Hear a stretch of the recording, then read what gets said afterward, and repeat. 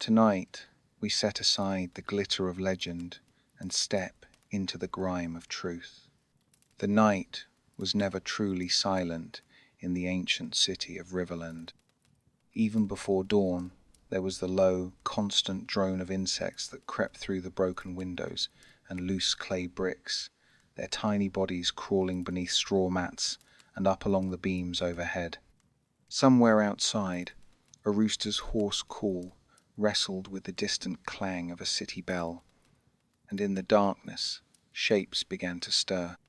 The first chill of the morning slipped beneath the blanket, a heavy woolen thing, stiffer than armor from months of sweat, dirt, and the crushed bodies of long-dead fleas. You blink awake, lungs aching in the cold air, and for a moment, confusion hangs between dream and waking. You are not a hero, nor a priest, nor anyone destined to be remembered. You are a commoner, nameless, futureless, lost in the maze of generations that built and bled and vanished within these walls. You do not rise from silken sheets. Your bed is nothing more than a flattened heap of straw, pressed thin by years of restless turning. You shift your body, feel the bite of old stalks against your back, and wonder which itch is caused by lice, and which is by the memory of a better life you've never truly known. Around you, the room is a blur of shadows and shuffling forms. It is not truly your room, but the room-one space for all, shared by your mother, father, younger siblings, and whatever relatives have not yet married or died. Sometimes a neighbor or a tradesman passing through sleeps by the door, curling near the ashes of last night's fire. On the other side of the wall, goats and hens rustle in their own corner, separated by a row of half-rotten baskets and bundles of mouldy grain. The smell is a living thing, the sour tang of sweat, the ammonia bite of manure, the stale flatness of boiled roots and animal breath. You do not linger in bed. No one does, not in Riverland. As soon as the bell tolls, the world expects you to move. It is not a question of comfort, but of survival. Someone elbows you, your little brother, perhaps, or the old aunt whose snoring filled the night. You mutter curses that go unheard in the murmur of waking bodies. You stretch, and pain answers. You are not old, not by the standards of a future world, but your back aches like cracked timber, your knees throb, and your hands are already numb. Your first act is to search for your shoes, a miracle if you still have both. More likely, you step barefoot onto the cold, packed earth, wincing at the damp spots where last night's rain found its way through the roof, or where something less natural has leaked from the animal's corner. You try not to look too closely. There are many things better unseen. In the weak morning light, you pull your tunic over your head. The cloth is rough, woven from wool that never quite lost the smell of sheep. There are stains from oil, dirt, and things you'd rather not name. If you are lucky, there is a scrap of linen to wrap around your middle, though most days you go without. Underwear is a dream for the wealthy, or for holy days. You glance around. There is no privacy here, no space to hide your body or your thoughts. Everyone dresses together, moving with practiced indifference. You catch your sister's eye, and both look away. What is there to say?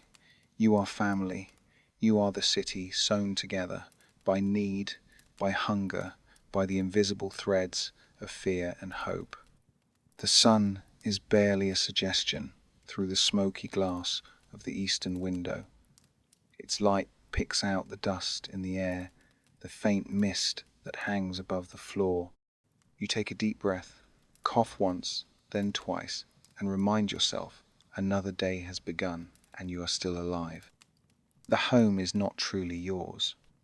It belongs to your father who claims it belongs to his father before him, though the truth is that every house in this quarter is built on land claimed by the city's lords and taxed beyond reason. The walls lean, patched by hands that never learned the craft, and every rainstorm threatens to bring down the roof. There are no paintings, no luxuries, just rough shelves lined with chipped clay bowls, the bones of last week's stew, and a battered lamp that burns tallow until the smoke blackens the beams. The only bed is a heap of straw and reeds, sometimes refreshed with dry grass, but more often left to fester. When you rise, you brush away the worst of the insects, slap at your arms and legs, and shake out your tunic. You look for your shoes if they're not missing, they're lightly chewed by rats, the soles so thin you feel every pebble. Many mornings you simply go barefoot, accepting the chill and the filth as your birthright. The others are waking too. Your mother is already tending to the fire, coaxing last night's embers into reluctant flame.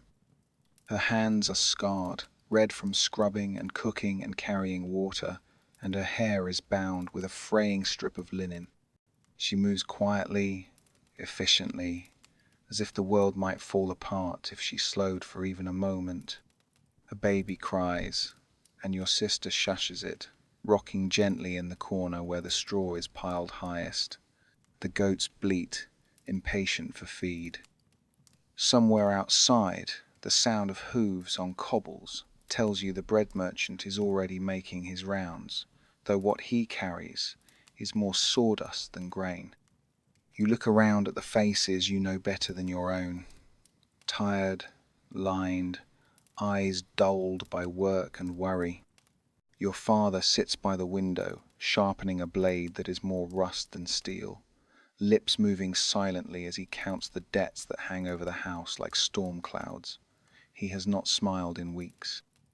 The room is dim, the air thick with the weight of another day. Yet there are moments of warmth. Your sister's laugh as she teases your brother, your mother humming a song as she stirs the pot, the tiny gift of a crust of bread passed from hand to hand. These small mercies are what make the house a home, even as the world beyond the door grows colder, more uncertain. You do not eat because you are hungry. You eat because you must. Breakfast is a ritual, not a pleasure. Your mother ladles out bowls of potager, thin, grey gruel of barley and roots, sometimes thickened with the last scraps of dried beans. If there is meat, it is a miracle, more bone than flesh, added for flavour and hope. You eat in silence, using the same spoon as yesterday, licking it clean between mouthfuls because water is too precious to waste on washing. The bread is hard, nearly inedible, cut from a loaf baked days ago and left to dry in the smoke.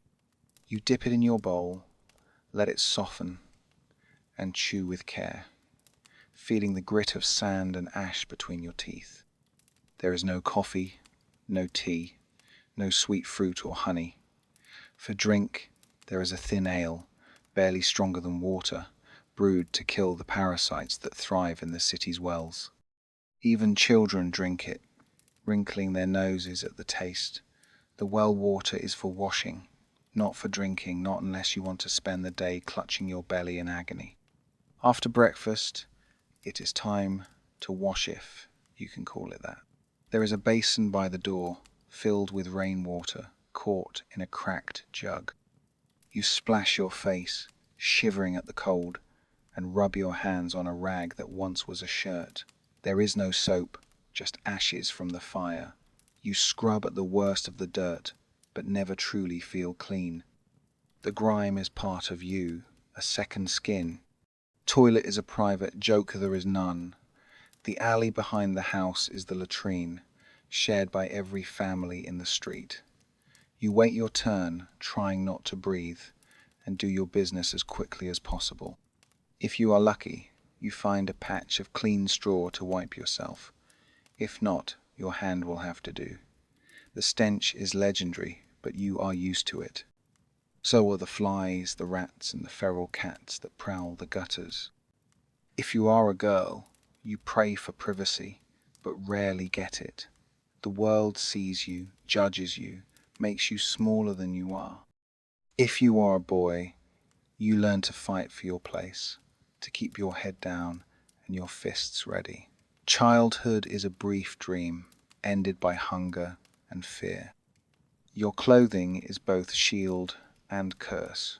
The tunic you wear is heavy, coarse hand-woven from sheep's wool that itches and irritates, even after 100 washes. There is no such thing as comfort, only degrees of discomfort. When you were younger, you might have daydreamed of silks, or at least soft linen, the kind worn by priests or city scribes. But those are distant luxuries, visible only in processions or at a noble's feast, glimpsed through open gates before the guards chase you away. Your own tunic is patched in a dozen places, each stitch a reminder of your mother's diligence or your own careless tears. The colour originally brown, perhaps, or undyed, greyish, now streaked with stains. Soot, old, blood, greenish vegetable juice from the market, an impossible constellation of childhood accidents. You have only one. On feast days, you may be allowed to borrow your father's old cloak, too large and ragged at the edges, but so precious that it's stored wrapped in linen high above the hearth to protect it from rats and mildew. Shoes are a rarity. The few who have them guard them like treasures, mending the soles with scraps of boiled leather, stuffing them with straw in winter to keep the cold from gnawing at their toes. For most, feet are bare-calloused, toughened to stone and splinters, immune to thistles but not to the biting cold that crawls in every autumn night and lingers long after winter ends. Your skin, meanwhile, is a record of the city's hardships. Scratches from brambles, scars from kitchen knives, or the angry swipes of a startled cat. Your arms bear the nicks of hard labour heaving stones, splitting firewood, wrestling with stubborn livestock. Every mark tells a story, most of them stories you'd rather forget. Fleas and lice are constant companions. You learn, from your first years, to scratch discreetly, to avoid drawing attention to the red, raised lines at your ankles and behind your knees. Everyone has them. Even the priest, in his fine white vestments, pauses to itch his neck during the sermon when he thinks no one is looking. You learn to check your bedding, to boil your underclothes when you can, and to sleep with your head covered, hoping to discourage the bugs that burrow into the hair and lay their eggs in the warmth. Sometimes, in the quiet hours after sunset, you sit by the fire and pick lice from your own scalp, dropping them into the flames and watching them sizzle. Your mother calls this the evening harvest. It is a ritual as old as the city itself, a reminder that you are not alone in your struggle, nor in your suffering. But it is the invisible wounds that ache the worst, the cold that settles in your bones and will not leave, the rawness at your joints, the strange swellings and bruises that bloom and fade without reason. You have heard the old ones speak of the sickness of damp houses or the curse of the night wind, but you suspect these are just other names for poverty. And yet, every morning you dress again, tie your belt tight, and hope that today the weather will be gentle, the work bearable, and the pain less sharp. You have learnt not to expect miracles, only endurance. When the day truly begins, the city transforms into a hive of movement. The narrow streets fill with the shuffle of feet and the rumble of handcarts. Vendors shout their wares, but most buyers can only look. Those with coin buy early. By midday, only wilted greens and bruised apples remain. You have no coin. Instead, you work. Your life, like most, is built around labour. If your family owns a patch of land outside the city walls, you join your father at dawn, walking through the morning mist to fields where the soil is thin and the weeds fierce. You stoop to pull stones, sow seed, hack at tangled roots, the rhythm of your breath matching the swing of your hoe. Oxen are raremost, ploughing is done by hand, and your fingers are raw before midday. If your family lives by trade, you carry baskets of fish from the river, or slabs of wood from the sawmill, or jugs of brackish water for sale at the market. The city is built on barter as much as on coin, a sack of beans for a pail of milk, a bundle of firewood for a few eggs, a bit of help on a neighbor's roof in exchange for an old pair of shoes. Children learn to work early. By 5 or 6, they fetch water, mind the animals, sweep the street, or help patch the thatch on the roof. Play is a luxury, and always fleeting interrupted by chores, hunger, or the sharp rebuke of a tired parent. Women's labour is endless. Your mother wakes before dawn, tending to the fire, preparing food, milking goats, washing clothes, and caring for infants. She weaves baskets and mends clothing in the flicker of firelight. There is always more to be done, and never enough hands. If you are fortunate, you might learn a craft baking, pottery, tanning, weaving, or simple carpentry. Each trade has its own dangers. Burns from the oven, cuts from the blade, caustic dyes that leave your hands swollen and red. Blacksmiths cough their lungs away in smoky sheds. Tanners carry the stench of their trade wherever they go. Millers are envied, but their work is back-breaking, and the flour dust settles deep into their chests. If you are a girl, your future is decided early. At 12 or 13, you are considered old enough for marriage, often to a man twice your age, whose wife has died of childbirth or disease. Your mother's tears are quiet, her words resigned. You pack your few possessions in a scrap of cloth and leave home for a stranger's hearth, where your life will be spent in service to new faces, new hungers. There are no holidays, only holy days, when work is paused for prayer or procession. Even then, there are animals to feed, children to mind, and fires to keep alive. Your muscles learn to move even when your mind is numb with exhaustion. But there are moments, fleeting and precious, when labor becomes something else, when you pause in the field to drink sweet water from a cold stream, when the sun rises in a blaze of gold over the rooftops, when you hear the laughter of your brother as he chases a piglet down the alley. These are the memories that stay with you long after the pain and the blisters have faded. Life in Riverland is ruled by the turning of the seasons, each bringing its own hardships, hopes, and quiet terrors. There are no calendars for the poor, only the signs read in sky and soil, the ache in your bones, the urgency of the work. Winter is a test of endurance. The cold seeps through every wall and under every door. The wind howls, rattling shutters and tearing straw from the roof. Your breath fogs the air as you huddle close to the hearth, wrapping yourself in whatever rags you can find. Food runs low, and you grow thin, cheeks hollowing, eyes sinking. You dream of spring not as a promise, but as a possibility. When the snow melts and the first green shoots break through the earth, you feel hope and dread in equal measure. There is planting to be done, fields to clear, tools to mend. Rain soaks everything, your tunic, your shoes, your bones. The mud is relentless, sucking at your feet, breeding mosquitoes and fever. Summer brings heat and bounty, but also danger. The city's narrow streets become ovens, air heavy with the smell of rot. Flies swarm, drawn to refuse and sweat. If the harvest is good, You work from sunrise to sunset, gathering grain, picking fruit, drying herbs. If the harvest fails, hunger gnaws at the city.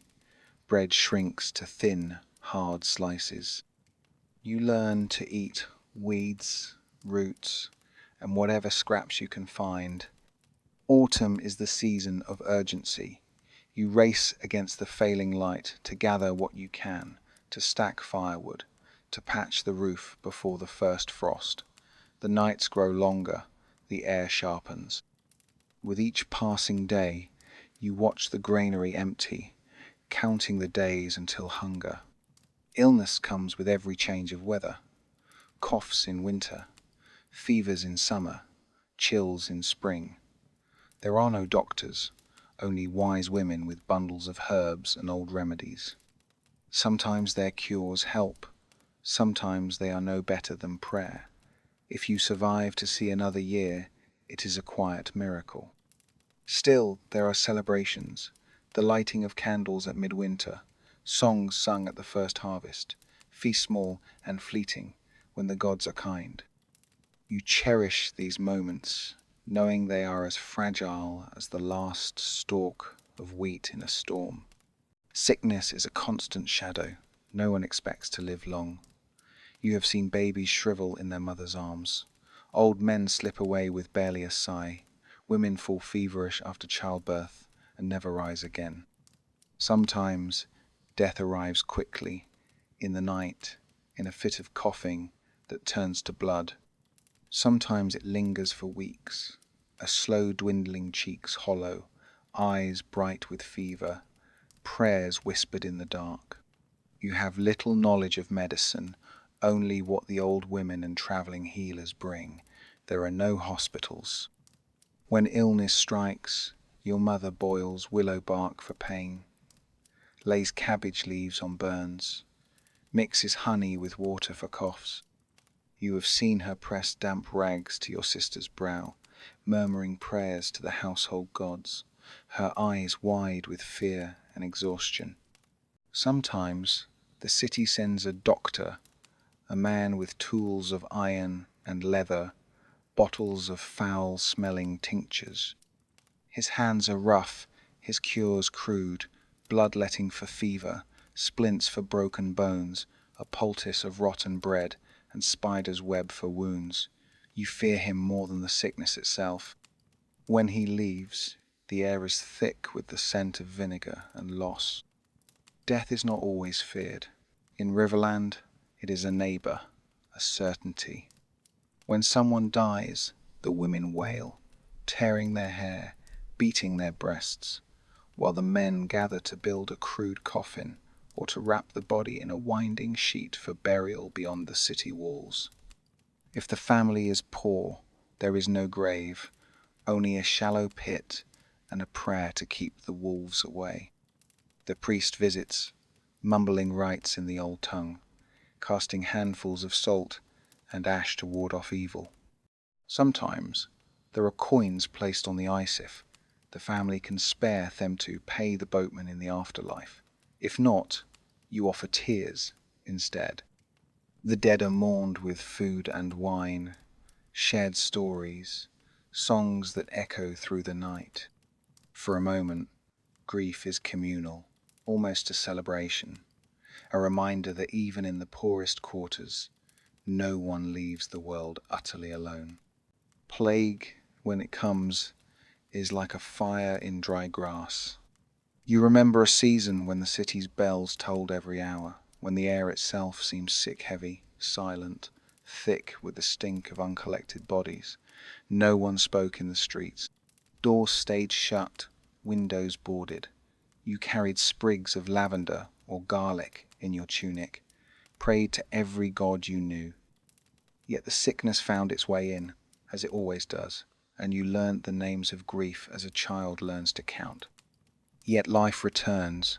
The bells fall silent. Children are born. Laughter resumes. The world forgets its dead until the next sickness comes. In Riverland, there is no time for nostalgia, only for endurance. You have always known the world is more than what you see. Faith is woven into every day, not as a matter of belief, but of necessity, a bargain with forces greater and stranger than yourself. There are many gods in Riverland, the old gods of river and wood, whose shrines crouch at every crossroads, the new god of the temple, distant, stern, robed in gold and shadow. Every home keeps a small altar, a ledge with a few pebbles, a blackened candle, dried herbs. You have watched your mother bow her head each morning, lighting a sliver of wax, whispering for protection, for food, for rain. On holy days, the whole city gathers before the temple steps, shivering in the early light as the priest swings a censer, smoke curling through the crowd, mingling with the scent of sweat and fear. You have learned the stories how the first woman bargained with the river spirit for fire, how the moon gave birth to the city's founders, how each child's fate is woven into a tapestry by the unseen hands of the gods. You repeat the rituals, more out of habit than faith, but in moments of terror or hope, you pray, just in case. Sometimes faith is fear, a charm worn to keep away bad luck, a song sung at birth to fool the spirits. You remember how, during the last plague, the priest painted every door with ash, and how your father burned incense at every window to ward off the night wind. The house was thick with the smell, your skin smudged with soot. Still, 2 neighbors died. Your mother said their prayers were not loud enough. Festivals are the city's true holidays, bursts of color and chaos in a world of drabness. There are days when even the poorest go without work, when everyone wears garlands of flowers, feasts on stolen fruit, dances in the square. On those days you glimpse another world, one where hunger and pain are forgotten, if only for an afternoon. But faith is also a consolation. When night falls and the cold presses close, when you hear wolves in the hills or fever in the lungs of a child, you cling to the belief that suffering has meaning, that loss will be redeemed, that the gods watch and sometimes even answer. As the sun sinks behind the crooked rooftops, Riverland softens. The day's noise fades, replaced by the crackle of fires and the low murmur of voices. Inside your home, the family gathers, a huddle of bodies, faces half lit by the dying embers. The day's hurts are counted. Splinters, bruises, a cut on your brother's arm, your mother's swollen feet. The children squabble over a crust of bread. Someone sings a lullaby learned from their grandmother, the words strange but comforting. The meal is simple, a stew of roots and beans, perhaps a scrap of salted meat if fortune smiled. You eat slowly, savoring every mouthful. Hunger is always waiting, just out of sight. Afterward, the bowl is passed around, wiped clean by the youngest, then set aside for mourning. You listen as your father speaks quiet words about the harvest, the market, the neighbors who moved away or died last winter. He tells stories, sometimes show he met your mother at a spring festival, how his own father once fought a wolf with nothing but a stick and lived to tell it. These stories are more precious than food, a link to a past that feels almost mythical. Outside, the city grows dark. The only light comes from the fire and the moon, high and cold in the sky. You hear the distant bark of dogs, the clatter of late carts, the laughter of drunks wandering home. Sometimes there are shouts. The sound of breaking glass violence is never far away. The night brings both peace and fear. In the darkness, secrets grow. Worries about sickness, about the coming winter, about the debts that pile higher each month. Yet there is also relief the work is done, for now. You can rest, if only for a few hours. You lie down among your family, curling close for warmth. The straw mat scratches your skin, the lice are relentless, but exhaustion pulls you down. Before sleep takes you, you whisper a prayer, maybe to the old gods, maybe to none at all, hoping for another dawn. In your dreams, you see Riverland not as it is, but as it could be. Streets of gold, endless bread, laughter that never fades. When you wake, you will remember none of this. But for now, there is hope. Because in the shadow of the ancient world, even the poorest life is a tapestry of endurance, fleeting joys, and the stubborn, secret belief that tomorrow will be better. Leanna's earliest memory was of cold, stoner floor, slick with morning mist, a draught slipping through cracked shutters, and her mother's hands, red and rough, braiding her hair by the glow of a single candle. Their home was a keep, but it was not a palace. It sat on a shoulder of black rock above the river, its walls thick, its courtyard small and perpetually shadowed. To the world, House Marrow was old, respectable, and yet always on the verge of poverty. To Leanna, it was simply the beginning of all things. She was not the heir. That right belonged to her elder brother, a sullen boy with a quick temper and an arm already scarred from hunting accidents. Leanna's place was between the world, sat once, a comfort for her mother, a puzzle for her tutors, and an afterthought to her father, who spent his days worrying debts and shuffling through ledgers, as if each page might yield a miracle. Her mother, Lady Seraphine, ruled the household with an iron will hidden behind soft words. She taught Leanna to read before she could walk, reciting poems and histories by heart as they cleaned the hearth or spun wool by the window. "Listen more than you speak," her mother would say, "and you will know more than those who shout." At night, Lady Seraphine would tell her stories, not the fairy tales that other girls loved, but tales of queens betrayed, of women who bargained with gods, of blood spilled for the sake of peace. The world outside their keep was wilder and hungrier. Villages huddled at the edge of the forest, clinging to the river for life and trade. The city of Duskspire, with its ancient towers and smoke-thick streets, was a day's ride downstream. But Leanna rarely travelled beyond the walls. Her life was measured in lessons, in small chores, in the ebb and flow of servants and kin. Winter in the Highlands was long and brutal. The wind howled through every gap, and frost rimed the windows even at noon. Leanna learned early to sew her own mittens, to tend the goats when her brother sulked, to measure flour carefully so that none went to waste. These lessons were as vital as any taught by her tutors. Yet there were moments of wonder. On rare days when the sun broke through, Leanna would slip out to the ruined watchtower above the keep. From there she could see the ribbon of river curling through the valley, the woods smoking with morning fog, the distant promise of city spires. Sometimes she would imagine herself as a bird, soaring beyond the walls, far from duty, far from fear. But duty was a stone tied to her ankle. Even as a child, Leanna felt the weight of expectation.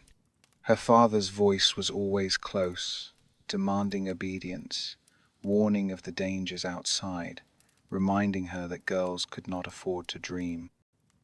"The world is a river, girl," he would say, "and you must not drown in it." Her brother, Gerin, cared little for her.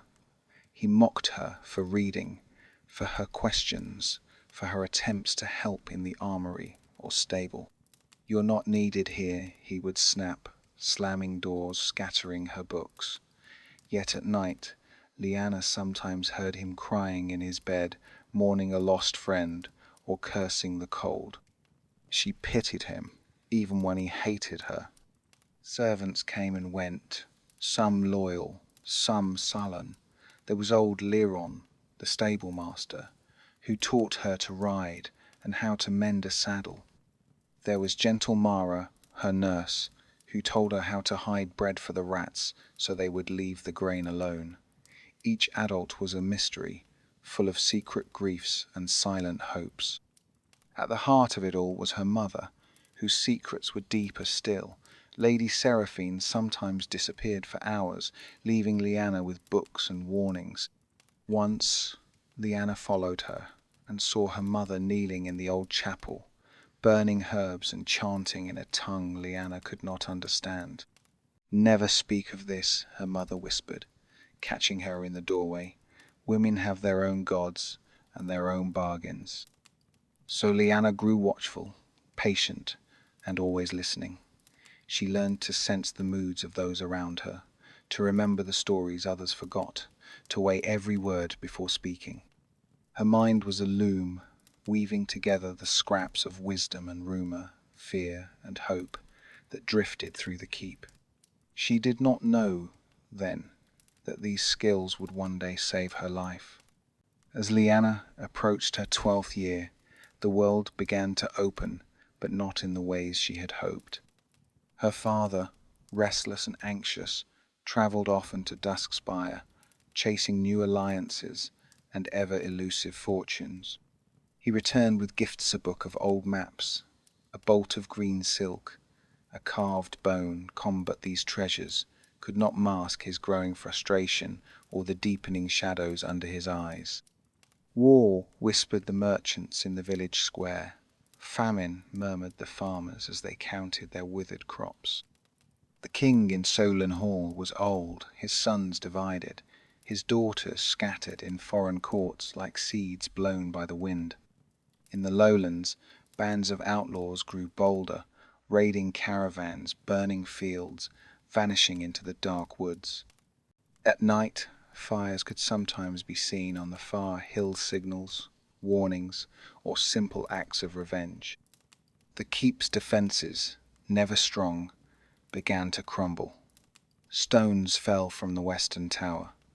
Arrows, bought at high cost, lay unused in the storeroom, their feathers gnawed by rats. Servants muttered about ghosts and omens.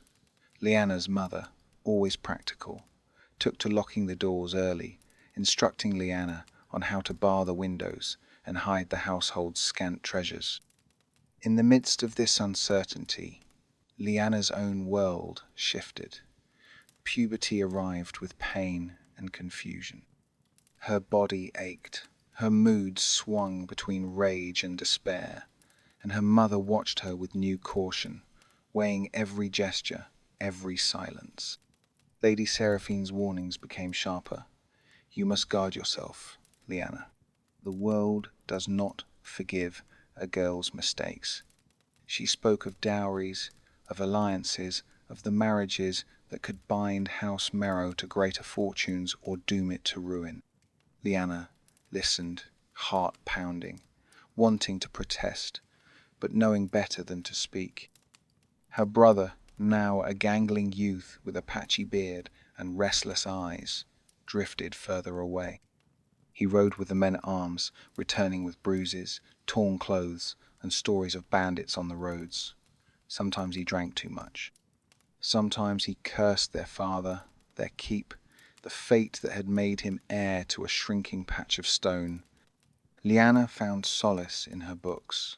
She read histories and fables, studied old maps by candlelight, learned the names of every bird and tree within sight of the walls. She practiced writing, copying her father's ledgers, forging his signature with a smile when no one was looking. She grew curious about the world beyond the river, the old gods her mother sometimes invoked, the city of Duskspire where fortunes rose and fell like the tide. One autumn, her father returned from the city with news that would change everything. The Silver Empress of Solon Hall was dying, childless. The court would soon call for a council to choose her successor. House Merrow, though small, had distant blood ties to the royal line. "We may yet find our fortune," her father said, eyes gleaming with a hope Lyanna had not seen in years. Her mother's face, however, was grave. "The court is a nest of vipers," she said, "and those who seek power rarely escape unbitten." But Lyanna, though afraid, felt a strange excitement. For the first time, she imagined a world beyond Stone Walser, world of intrigue, danger, and endless possibility. The journey to Duskspire was both an escape and an exile. The river was swollen with autumn rains, its banks cloaked in yellow leaves. Lyanna rode beside her mother in a rickety cart, their few possessions bundled beneath their feet books, linens, a battered chest with the family seal, a pouch of silver coins that Lady Seraphine clutched with white knuckles. Behind them followed two servants, a pale-faced stable boy and Mara the nurse, both shivering in the early chill. As the miles passed, Lyanna watched the world change. The hills gave way to flatter lands, patched with fields where bent-backed peasants hacked at stubble and children chased crows. Here and there, the blackened ruin of a barn or a stand of charred trees marked the path of recent raiders. The road grew busier, carts laden with sacks of grain, drovers with herds of thin cattle, travellers in shabby finery, all flowing toward the city like debris in a river after a storm. Duskspire was unlike anything Lyanna had imagined. The city rose from the mist in layers ramshackle suburbs of mud and thatch pressed tight against high stone walls, then circles of increasingly splendid homes, their gardens bright with late roses. At the heart stood Solon Hall, the palace of the Silver Empress, its towers sharp against the clouds, its windows reflecting the pale sun like watchful eyes. Noise struck first, 1,000 voices echoing in narrow lanes, the clang of hammers and the shrill calls of market sellers, the bells of distant churches ringing for no clear reason. The air smelled of smoke, dung, bread, roasting chestnuts, and river water, confusing, exhilarating mix that made Lyanna's head spin. Lady Seraphine guided her daughter with firm hands and sharper words. "Keep your eyes low, but your ears open. Count the guards at every gate. Listen to what the servants say." In the city, every interaction was a game, every gesture coded with a meaning Lyanna only began to decipher. At inns, she watched her mother bargain for rooms, slipping coins and compliments in equal measure. At market stalls, Lady Seraphine learned the names of bakers and fishwives, swapping news for favours, gathering the city's gossip like precious stones. The first weeks were a blur of preparation. Lady Seraphine secured rooms in a modest house belonging to a distant cousin. There, Lyanna was introduced to a world of aunts and second cousins, each with their own ambitions and stories. Dinners were long, filled with veiled barbs and careful politeness. At night, Lyanna lay awake on a narrow cot, listening to the city's heartbeat, the distant cries, the clatter of hooves, the laughter that rose and fell beyond her window. Soon they were summoned to Solon Hall. The palace was both beautiful and terrifying. Its outer courtyards were crowded with supplicants' lords in bright cloaks, ragged beggars, merchants bearing gifts of rare wine or tapestries. Guards in lacquered armour stood motionless as statues. Inside, the halls glowed with candles, the air scented with incense and rosewater. Servants moved in silence, eyes averted. At every turning, Lyanna glimpsed the faces of women, some pale and proud in silk, others cowed in servants' grey, their gazes flickering with calculation or defeat. The great hall where the council met was vast, ringed with pillars carved in the likeness of forgotten gods. The air thrummed with tension. The Silver Empress was not present for illness, everyone whispered. kept her hidden from view, but her ministers ruled in her name, voices low but sharp as knives. Lyanna and her mother stood among other petitioners' families with hopeful sons, daughters dressed like sacrificial lambs, widows clutching letters of introduction. Each day, the council announced a new decree, new taxes, new alliances, new punishments for theft or insolence. Rumors swept the palace of assassination attempts, of plots hatched in the kitchens, of marriages arranged and broken in the space of a single conversation. For Lyanna, the palace was a crucible. She watched and learned.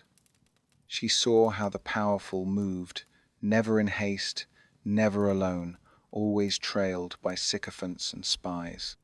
She saw the terror in the eyes of servants whose smallest mistakes brought harsh punishment, and the brittle laughter of noblewomen whose beauty was their only defense. She heard the complaints of distant provinces, the pleas of minor lords, the threats wrapped in flattery and jokes. She met girls her own age, some bitter, some fearful, some sly and secretive. One, a sharp-tongued daughter of a northern merchant, became her first friend. Together, they explored the palace gardens, watched the changing of the guard, and eavesdropped on quarrels in hidden corridors. But beneath every kindness lurked danger. Lady Seraphine drilled this into her. Trust no one. A careless word is a dagger. Lyanna learned to guard her speech, to mirror the manners of her elders, to feign ignorance even when she understood more than she let on. Yet the city, for all its threats, also offered freedom. In Duskspire, a clever girl could vanish into a crowd, lose herself among market stalls, slip into a chapel to watch the world without being seen. For the first time, Lyanna felt possibility bloom within her, a sense that destiny might be something she could shape, if she was patient, if she was wise. But patience, she would learn, was not always enough. The winter that settled over Duskspire was harsh and drawn out. The city's narrow alleys filled with mud and ice, the river choked with floating debris, the palace windows streaked with condensation from the endless cold. Yet, inside Solon Hall, the air was thick, not with frost but with rumour. Every week, a new procession of nobles arrived, each seeking an audience with the council, each bearing some petition or secret.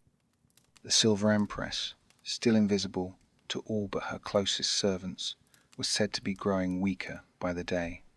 For Lyanna and her mother, the palace became both a haven and a trap. Lady Seraphine spent long hours calling on distant kin and leveraging favours, presenting small gifts to council clerks, attending sermons and receptions, always moving with quiet, desperate purpose. Lyanna shadowed her mother through the maze of corridors and courtyards, memorizing names and faces, learning which voices mattered and which were only echoes. They soon learned of the council's plan. A grand assembly would be held in the spring, gathering every noble house with even a hint of royal blood. The intent was clear out of chaos. A new ruler must emerge, one with ties to all the old families, one who could command loyalty from the fractious provinces. For some, this was an opportunity. For others, a threat. Invitations arrived by the dozen. Banquets, balls, and hunting parties multiplied, each one another stage for veiled negotiation and silent rivalry. Lyanna found herself caught in the dance of politics. She was a curiosity, a cousin from the hills, neither rich nor particularly beautiful, but sharp-eyed and quick-witted. Older lords eyed her with speculation. Ambitious mothers paraded their sons before her, eager to link themselves to any line with a claim, however distant. But beneath the surface, shadows gathered. Lyanna overheard whispers of plot poisonings averted by luck, Duels fought in the moonlight, alliances forged with a handshake and betrayed with a glance. Once, while wandering a deserted corridor, she saw two councilmen in heated argument, their words barely more than hisses, their faces contorted with hate and fear. Another time, she glimpsed a veiled woman slipping a purse to a palace guard, who promptly disappeared from the city 2 days later. It was in these months that Leanna first sensed her own hunger for more, a desire that both frightened and exhilarated her. She studied every interaction, weighed every smile, memorized the routes of messengers and the patterns of servants' gossip. She watched as her mother navigated the treacherous currents of power, always polite, always attentive, but never truly trusting anyone. Lady Seraphine's advice grew more urgent. If you must speak, speak only truths that are harmless. If you must lie, do so with your eyes, not your tongue. There are those who will twist your words until you do not recognize them as your own. Then came the night of the selection feast. It was the most lavish affair Leanna had ever seen. The palace's great hall was transformed. Banners of every house hung from the rafters. The tables sagged beneath the weight of roasted meats, sugared fruit, and flagons of spiced wine. Nobles in embroidered silks mingled with councillors in dark velvet, each marked by rings, chains, or tokens of their house. Musicians played, dancers spun, and laughter-some genuine, most forced rose to fill the cavernous room. But the true purpose of the evening was unspoken. The council watched from a raised dais, their eyes flicking from girl to girl, from air to air, assessing, comparing, plotting. Leanna felt their gaze settle on her and shivered despite her borrowed finery. One by one, young women and men were presented to the council, each reciting a carefully memorized lineage, each making a subtle display of charm, wit, or subservience. Some stumbled, their voices shaking with nerves. Others glowed with practiced confidence. Leanna, coached by her mother, curtsied with studied humility, spoke her lineage, and answered the council's questions with careful brevity. She made no jokes, offered no opinions, only what was required and nothing more. Later, as the hall began to empty, a minister approached Lady Seraphine. He was a thin, hawk-faced man with eyes that missed nothing. "Your daughter carries herself well," he said, his tone almost gentle. "We will need such women in the times to come. Tell her to be ready."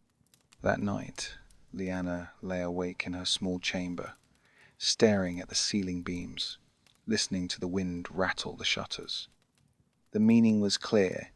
She was being considered, not as an heir, but as a piece in a larger game, a potential bride, or even a pawn to be married off for peace.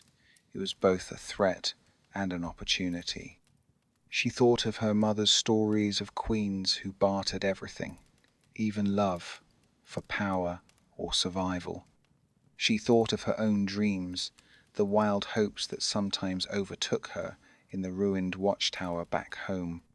And for the first time, she let herself wonder, if the world was a river, as her father claimed, might she learn to swim against the current rather than merely survive its pull? The weeks after the selection feast passed in a feverish haze. Duskspire was gripped by anticipation. Every corridor echoed with the tap of hurried boots. Every chamber hummed with rumor and tension. The city outside the palace walls grew restless. 2-grain prices soared, bread lines lengthened, and the river brought news of banditry, riots, and hungry men massing in the southern provinces. The uncertainty weighed on all. Within Solon Hall, the council's deliberations stretched late into the night. Couriers came and went at all hours, carrying secret missives, tokens, and occasionally veiled threats. Ministers and minor lords jostled for position, each seeking to secure a place at the side of whichever successor would be crowned. Some courtiers turned to prayer, filling the palace chapel with incense and desperate bargains. Others placed their faith in gold, slipping coins to guards and chambermaids in exchange for slivers of information. Lyanna became a quiet shadow in these days. Her mother, sensing the shifting winds, encouraged her to be everywhere and nowhere present enough to be remembered, invisible enough to be ignored. Lyanna listened, watched, memorized every tremor in the air. She learned who the real power brokers were, not always those with the loudest voices, but those who knew where to listen and who could keep their secrets. She discovered the kitchen workers often knew more than the council scribes, and that alliances could be struck in a garden as easily as in a council chamber. It was Mara, the old nurse, who first warned them, "The Empress will not live out the month." Lady Seraphine's face hardened. "If that is so, we must be ready for chaos. Lyanna, remember what I've taught. You observe, endure, and when the moment comes, act." As winter began to thaw, the palace was rocked by a sudden scandal. The favoured heir, Lord Thalen of the East, was found dead in his chambers poisoned, some whispered, though the council claimed it was a fever. His allies demanded justice. His enemies rejoiced in silence. For 3 days the city was locked in a tense, fearful truce. It was then that Lyanna was summoned privately by Minister Albrecht, the hawk-faced man who had spoken to her after the feast. His chamber was cold and sparsely furnished, lit only by a flickering candle. Albrecht gestured for her to sit. "You are clever," he began, his gaze unblinking, "and more important, you are not a threat yet. There are those who wish for the throne to fall to chaos, but I do not believe the realm can afford more chaos." Lyanna said nothing. Albrecht studied her. "If I were to suggest an alliance zone that would elevate your house, perhaps even seat you among the council, would you have the courage to take it?" She swallowed. "I would have the courage to try, my lord, but I have only my mother's wits and my own eyes. I am not the heir, nor the strongest." "Strength is not always found in swords, girl. Sometimes it is in surviving long enough to see your chance." He leaned closer. "There are those who will oppose human with old grudges, women with sharper tongues than yours. But if you listen, if you wait, you may outlive them all." When Lyanna returned to her mother that night, her mind was spinning. Lady Seraphine listened to her account in silence, then nodded. "He is not your friend, but neither is he your enemy. Take what he offers and give nothing away." The days that followed were a whirlwind. The council was deadlocked. Riots broke out in the city's southern quarter. A rumour spread that the Silver Empress had already died, her body hidden, while the council decided what to do next. It was Lady Seraphine who seized the initiative, inviting old allies to a clandestine meeting in their rented rooms.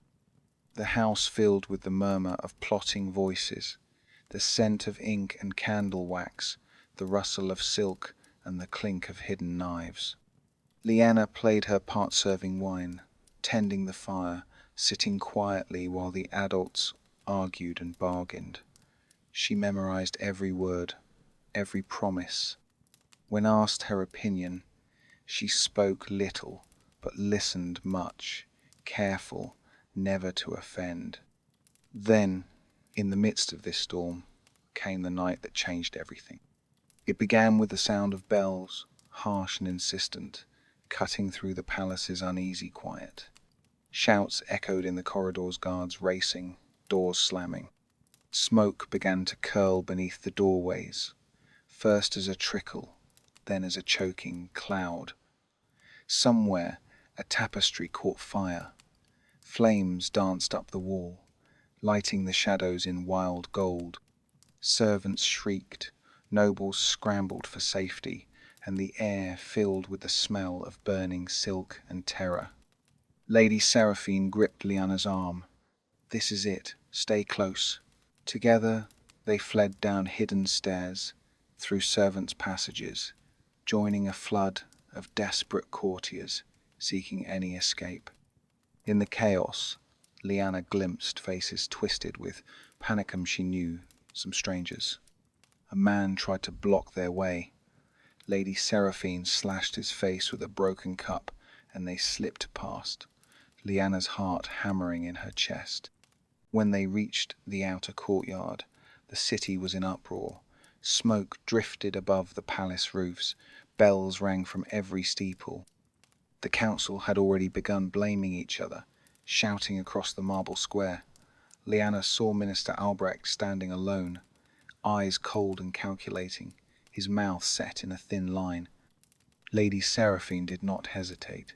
She stepped forward, her voice clear and strong. The realm needs a hand to steady it. If the council cannot agree, then let the houses speak. In the stunned silence, Lyanna felt eyes turn toward her and her mother. For the first time she realized the weight of those stares not as a burden, but as a possibility. The moment hung, suspended between fire and dawn. And Lyanna knew survival was no longer enough. It was time to claim the river, to swim not just with its current, but to reshape it. The fire that had raged through Solon Hall left behind more than charred stone and smoke-stained tapestries. It left a vacuum, a silence in which new voices could finally be heard. As dawn broke over the city, the people of Duskspire stumbled through the streets, counting their losses, tending to the wounded, and whispering about what would come next. The rumors spread faster than the flames had. The Empress was dead. The council was fractured. The city stood on the edge of civil war. Lady Seraphine moved with a sense of purpose that Lyanna had never before witnessed. By midday she had already sent Mara and the stable boy to every noble house still standing, summoning allies, offering protection, and promising loyalty to those who would support a new order. Old feuds were set aside in favor of necessity. Rivals became partners. Enemies shared bread in the ashes of their former grievances. Lyanna found herself at the center of a storm. Ministers and minor lords came to their borrowed house, faces drawn and voices lowered, seeking guidance, seeking comfort, seeking someone who could make sense of the chaos. Some asked for Seraphine's counsel directly. Others, with sidelong glances, began to seek out Lyanna herself. She did not shrink from their attention. Instead, she listened, nodded, asked careful questions. She repeated the lessons her mother had taught her, always careful to say less than she knew, always watching, always remembering. It was not long before Minister Albrecht appeared at their threshold, trailed by two silent guards. He regarded Lyanna with new respect, tempered by calculation. "The city needs peace," he said simply. "The council is spent. The people are frightened. If you and your house can promise stability, if you can bring the scattered lords to heel, perhaps the realm will endure." Lady Seraphine replied with a hard smile. "The realm will endure only if its leaders know when to listen to new voices. My daughter has listened long enough." So it was that Lyanna was swept up into the machinery of power, propelled by circumstances as much as by her own resolve. The council was convened not in the burned hall, but in the city's cathedral, beneath the stained glass eyes of forgotten saints. The air was thick with incense, tension, and the mingled hope and terror of a new beginning. The assembly was neither swift nor peaceful. Old wounds reopened, accusations flew. Some lords stormed out, others shouted themselves hoarse. Factions formed and reformed with dizzying speed. Yet through it all, Lyanna sat quietly, her mother beside her, responding only when spoken to, letting others exhaust themselves. At last, when tempers frayed, and the room seemed on the brink of collapse, Lyanna rose. She did not shout or beg. She spoke softly, compelling the assembly to listen. "This city is broken," she began, her voice steady, "not by any one house, but by years of pride, by stubbornness, by the refusal to change. If we do not rebuild together, we will all be swept away by those who wait outside our gates. I do not seek the crown for myself, I seek only to serve the realm as it needs to be served." The effect was electric. Some scoffed, but others stared, frightened, desperate for hope heard sincerity in her words. Lady Seraphine spoke in her support, as did Minister Albrecht, who was careful to claim no power for himself. By nightfall, the fragile coalition had coalesced around Lyanna, not because she was the strongest nor the most noble, but because she seemed to offer a path out of disaster. The crowning was a muted affair, stripped of pageantry by necessity. In the cathedral, before a gathering of lords and the city's leading clergy, Lyanna knelt. The bishop placed the circlet of iron and river pearl upon her brow. "By the will of the council, and in the eyes of the gods, we name you Lady Protector Empress of the Ashes until such time as the realm is healed." The words rang through the vaults, echoed by the gathered crowd. That night, Dusk Spire's bells tolled again, not for death, but for hope. Fires were lit in every quarter, not to burn, but to illuminate. In the poorer streets, the news was met with cautious celebration, in the richer districts with wary resignation. Lyanna did not sleep. She walked the halls of the battered cathedral, pausing in the empty chapels, running her fingers over broken stones. The responsibility pressed down upon her mantle heavier than any crown. She thought of her mother, of Minister Albrecht, of Mara and the stable boy asleep in borrowed beds. She thought of her home in the hills, the ruined watchtower, the river winding toward dawn. Above all, she thought of what must come next, healing a city, uniting a realm, holding power without becoming its prisoner. Before dawn, Lady Seraphine found her, standing before a cracked window. "You will never rule alone," her mother said quietly. "But if you are wise, you will make even your enemies part of your counsel. Listen as you have always listened, Lyanna. And when you act, act with the certainty of one who knows she may never be forgiven." Lyanna nodded, her jaw set, her heart full of both dread and fierce resolve. The Empress of Ashes had risen not by inheritance, not by conquest, but by listening, by patience, and by the unyielding will to endure. For days after her crowning, Lyanna felt the eyes of the realm upon her, some hopeful, many suspicious, most simply waiting to see if she would stumble. The halls of the battered cathedral echoed with the scuff of boots and the scratch of quills. Messengers streamed in from every province, bringing requests, demands, warnings. The people of Duskspire looked for miracles, but Lyanna knew there were none to be had, only work, patience, and the slow grind of change. Her first acts as Empress were small but deliberate. She called the surviving council to her side, swore to hear every voice, then listened as each lord and minister aired grievances, ambitions, and fears. There were calls for vengeance against rivals, pleas for grain to stave off famine, petitions for the restoration of lost lands and privileges. Lyanna answered each with calm, refusing rash decisions or displays of anger. She learned the web of alliances and hatreds by heart, mapping out the fault lines of her fragile regime. In private, Lyanna met with her mother and Minister Albrecht, who remained her most reluctant ally. Together, they crafted a planet for conquest or glory, but for survival and renewal. "The people must see that their lives will improve," Lady Seraphine said, her voice firm.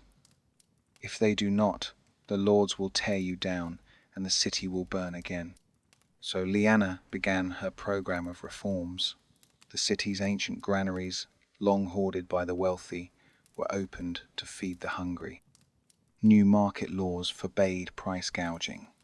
Those caught cheating were made to serve in the workhouses or to labor repairing the city's broken roads and sewers. These measures drew cheers from the poor and sullen silence from the rich. Yet Lyanna persisted, weathering threats and whispered warnings. She appointed a council of advisors unlike any before, not just lords and merchants, but scholars, healers, and two women, a midwife famed for her knowledge of herbs, the other a craftsman's widow who had organized relief during the fire. Their presence shocked the old guard, but Lyanna stood firm. If we are to rebuild, we must use every hand willing to help. Education became a cornerstone of her reign.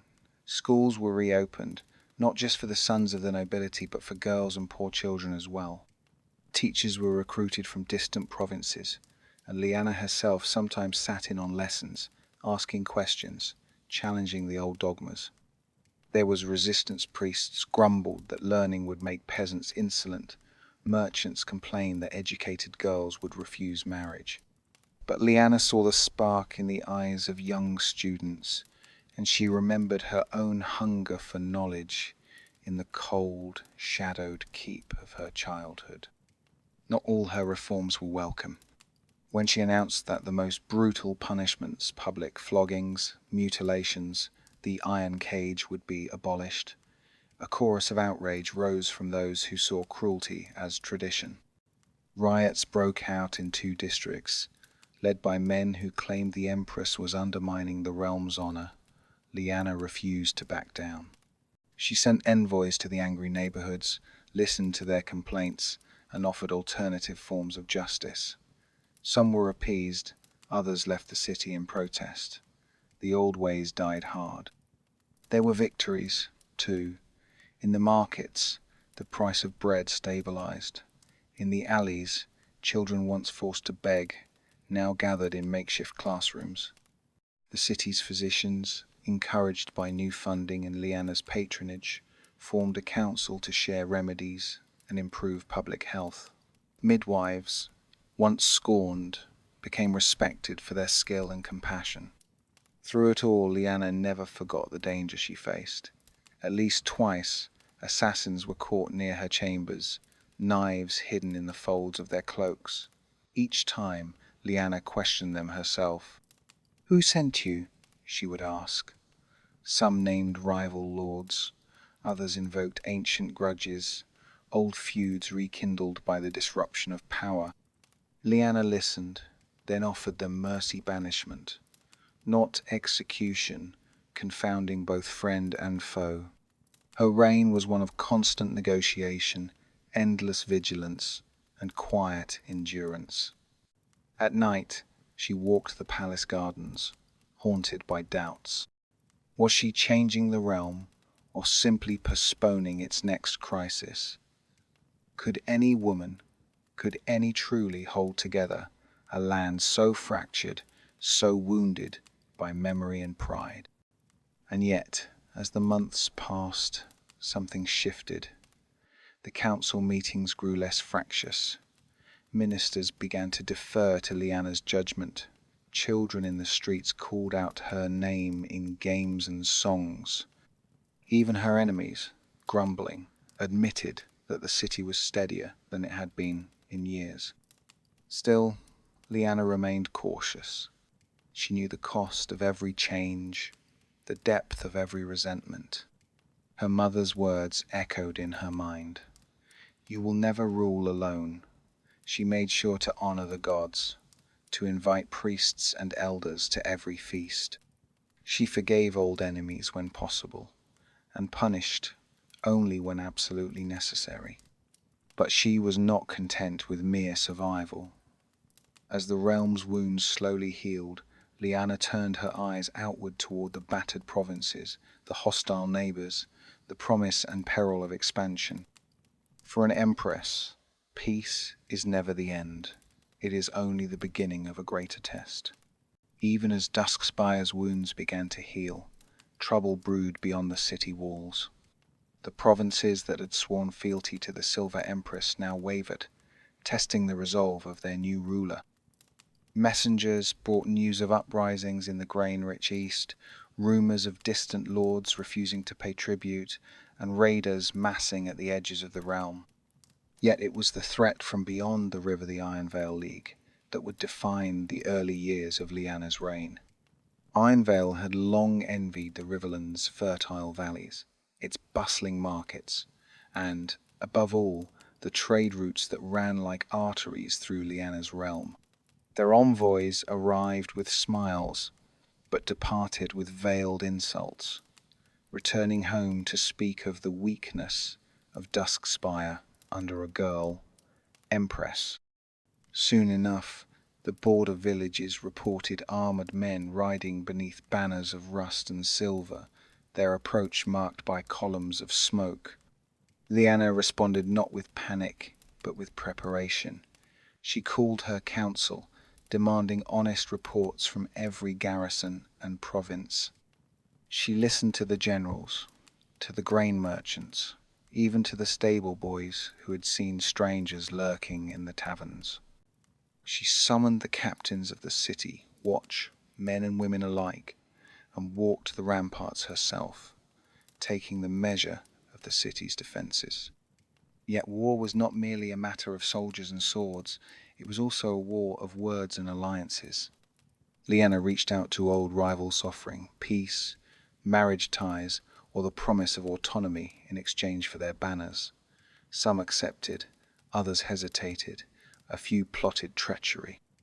In every negotiation, Lyanna moved with care, balancing threat with invitation, always seeking to outmaneuver Ironvale's spies and diplomats.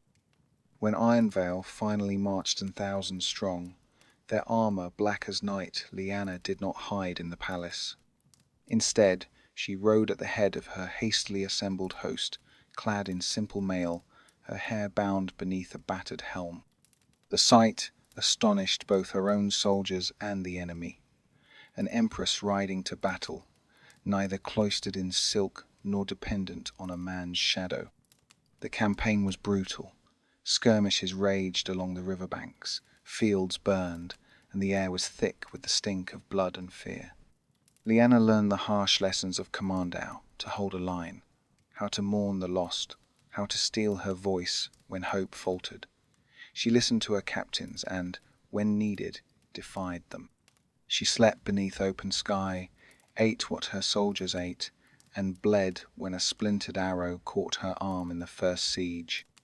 In the darkest hour, with Ironvale's legions pushing toward Duskspire, Lyanna devised a desperate plan. She met with her scouts and the city's most ingenious artisans, women and men, skilled in the hidden arts of fire and sabotage. Together, they plotted to flood the valley with the waters of the upper river, breaking the enemy's supply lines and sowing confusion in their ranks. The gambit worked. At dawn, as Ironvale's forces prepared for a final assault, the riverbanks gave way with a thunderous roar. Water swept across the plain, drowning siege engines, scattering horses, and forcing the enemy back in chaos. Lyanna seized the moment, rallying her battered troops for a counterattack that sent the invaders fleeing into the wild hills. The cost was terrible. Villages were lost, fields ruined, many of her own people drowned or displaced. In the city, some grumbled at the price of victory, while others celebrated Lyanna as a savior, the Iron Rose. They called her the Empress who rides with her own. Songs were sung, banners waved, but in the privacy of her council chamber, Lyanna counted the true toll. She visited the wounded, listened to the stories of widows and orphan children, and decreed that the valley's survivors would be given new land and aid, not punishment for their misfortune. In the aftermath, Lyanna's reputation soared. Even her most cynical advisors admitted she had done what no man had managed in a generation, defended the heartland against the greatest threat in memory, forged a new sense of unity among lords and commoners alike, and most astonishingly survived. Peace, however, brought new challenges. Victory had made her powerful, but it had also bred new resentments. Some lords bristled at her popularity, jealous of the loyalty she inspired among the common people. Others whispered that a woman with such power was unnatural, an affront to the gods and the old laws. Plots simmered beneath the surface, alliances shifted, and Duskspire remained a city of secrets and shadows. Lyanna responded, as she always had, with patience and vigilance. She encouraged festivals and public works, rebuilt bridges and temples, invited foreign scholars to her court, and sponsored poets and playwrights to tell stories of the realm's endurance. She even permitted her critics to speak, provided their dissent was honest and not treacherous. Yet every night, Lyanna felt the weight of the crown more keenly. Alone in her chambers, she read letters from distant provinces, listened to her mother's quiet counsel, and wondered how much longer she could hold the balance between hope and fear, renewal and ruin. And in the cool blue hours before dawn, she would walk the palace walls, gazing out across the darkened city, knowing that an empress's greatest battles were never won with swords alone. The seasons after the war with Ironvale brought new colours to Duskspire. Once scared streets echoed with music and laughter again.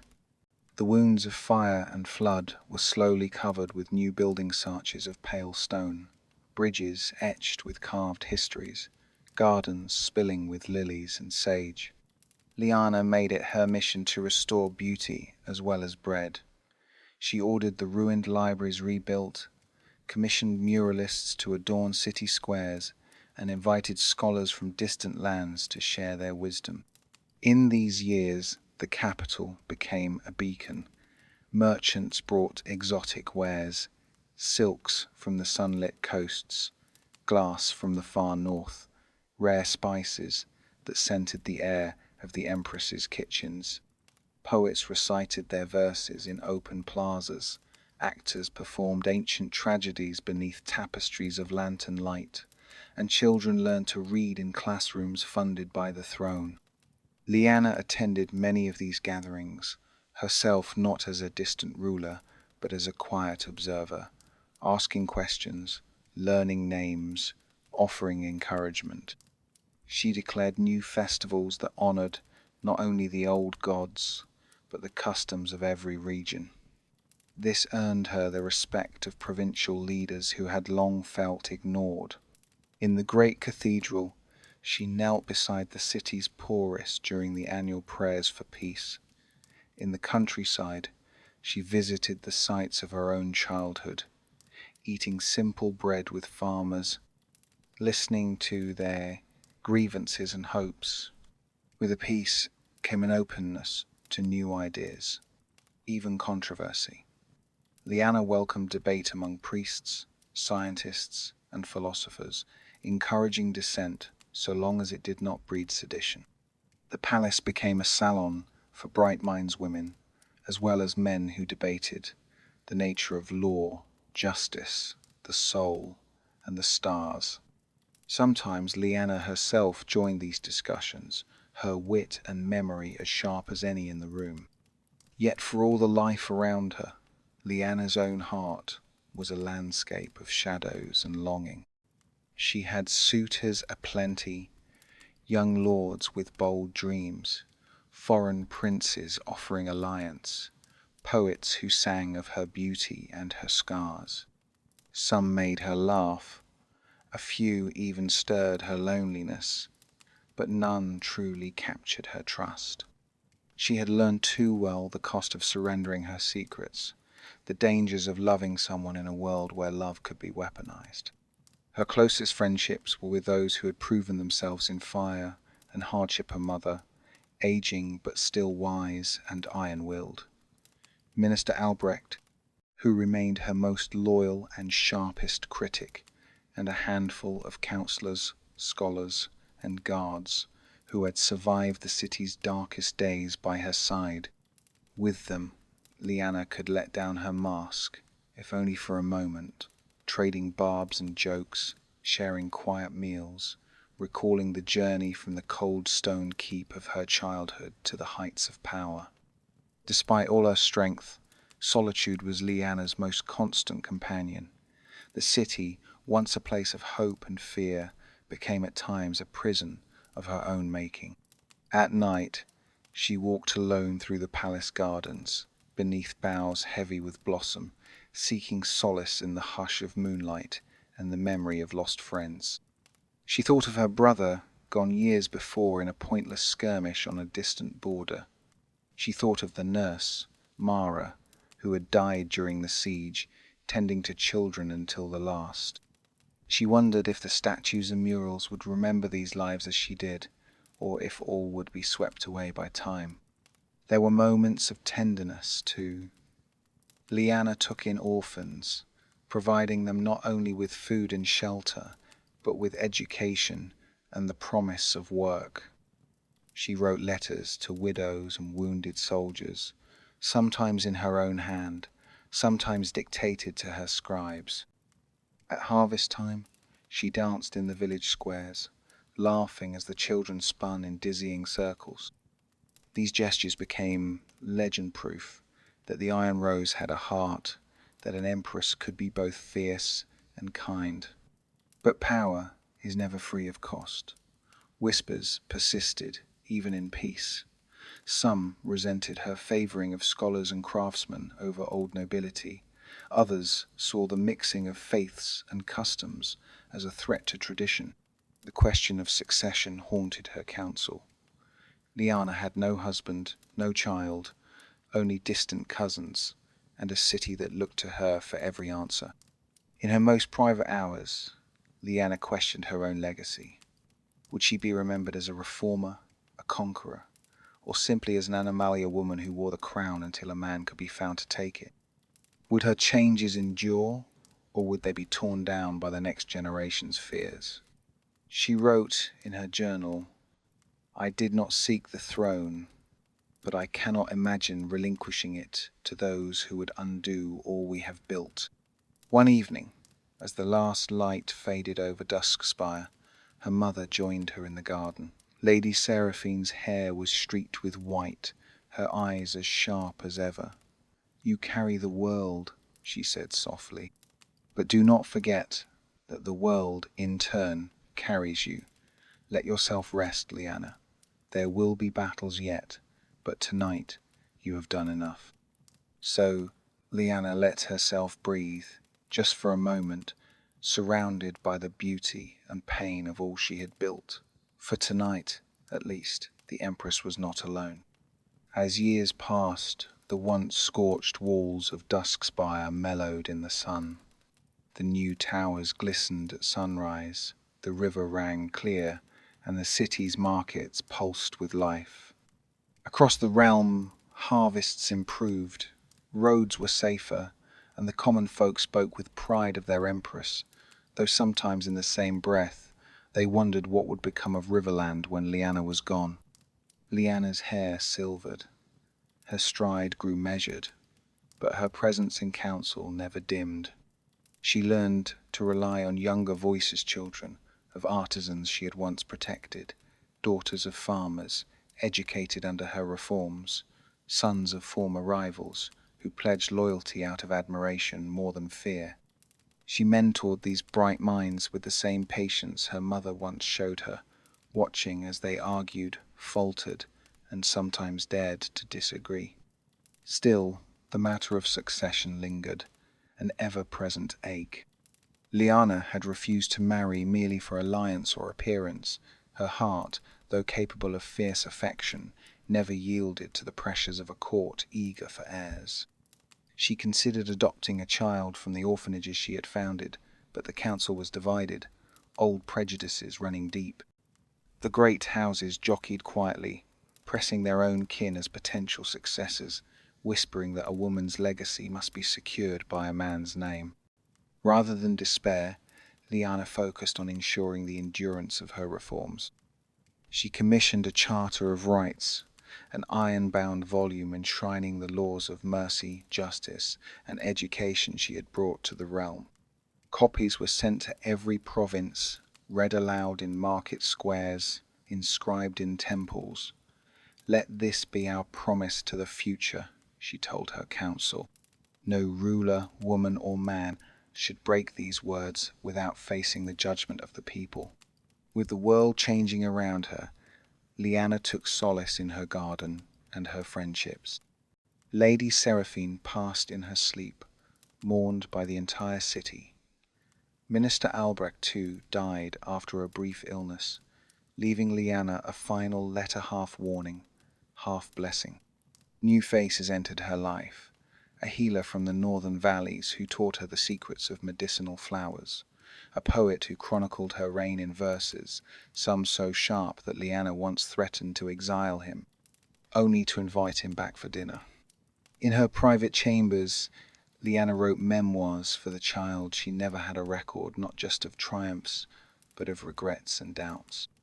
She recounted the night of fire, the terror and hope of her first speech, the times she had failed and learned, the moments she chose mercy over vengeance and questioned if that was true strength.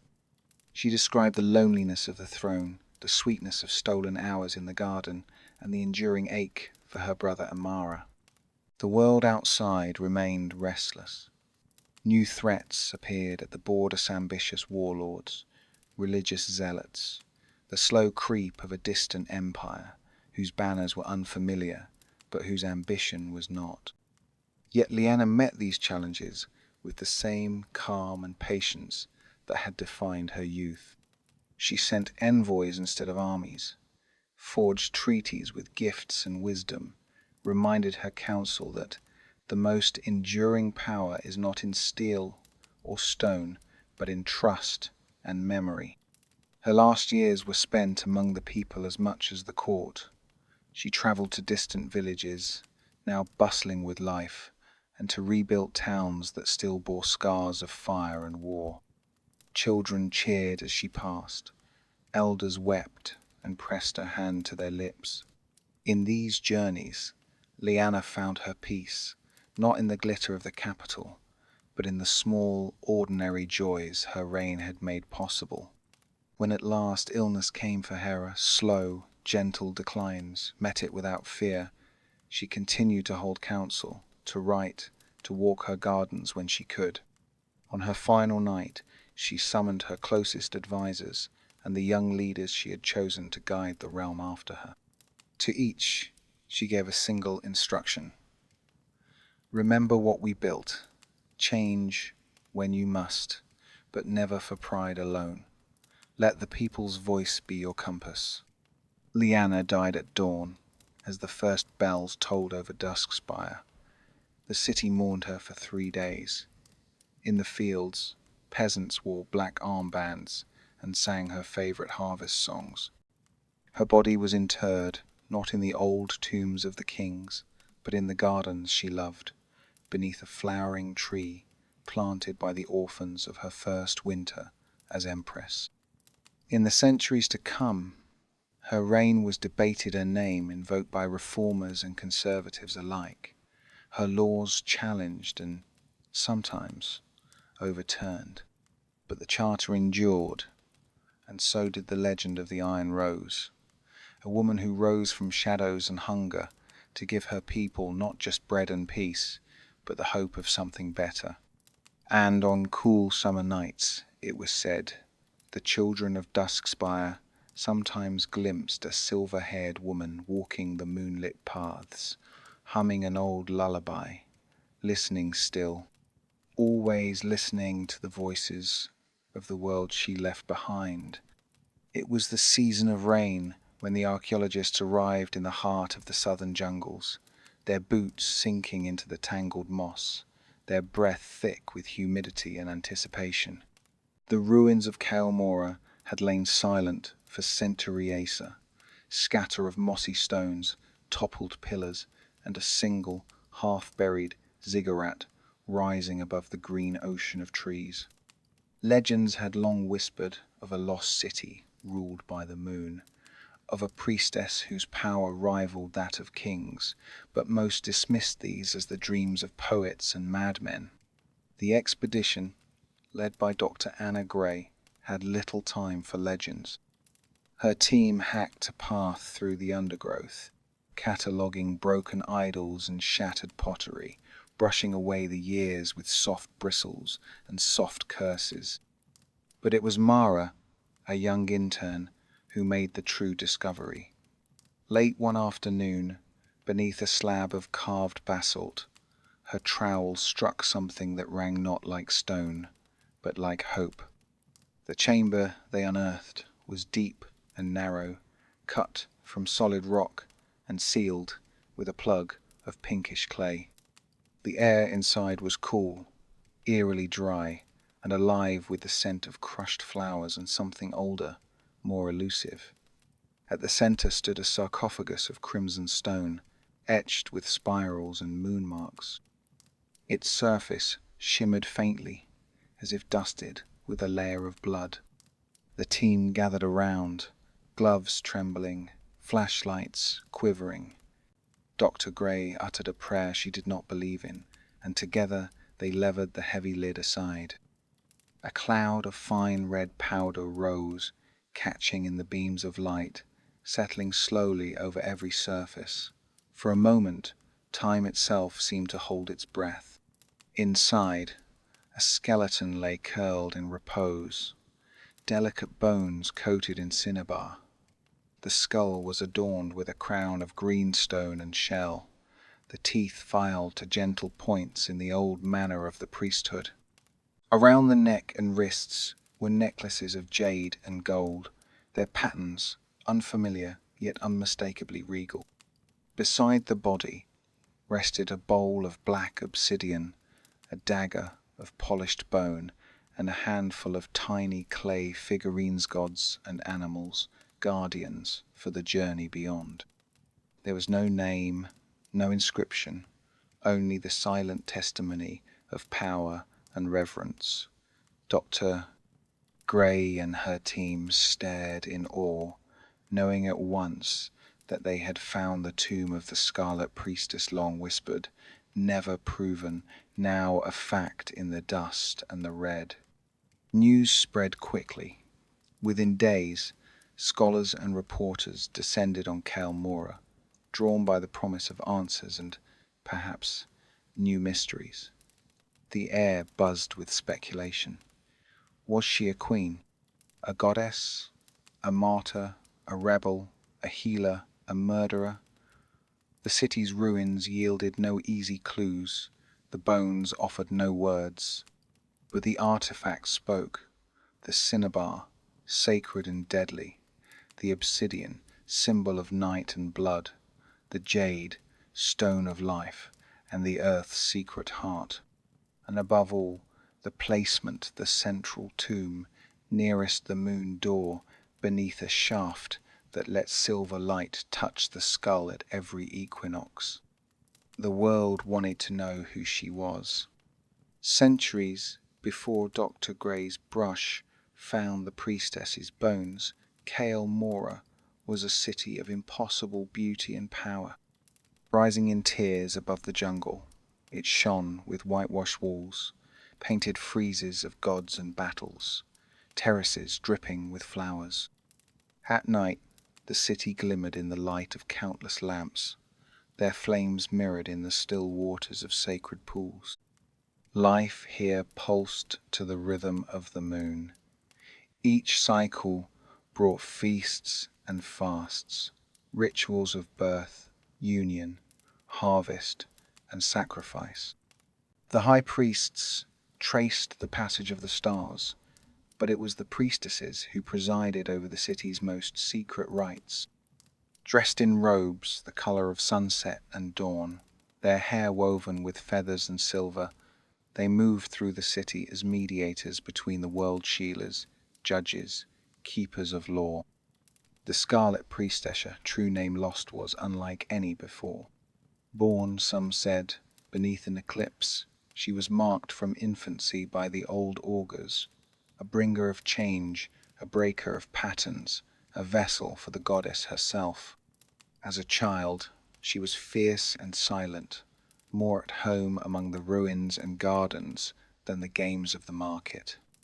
Her mother, a priestess of middling rank, raised her on stories of women who shaped the city's fate not with swords, but with wisdom, patience, and blood.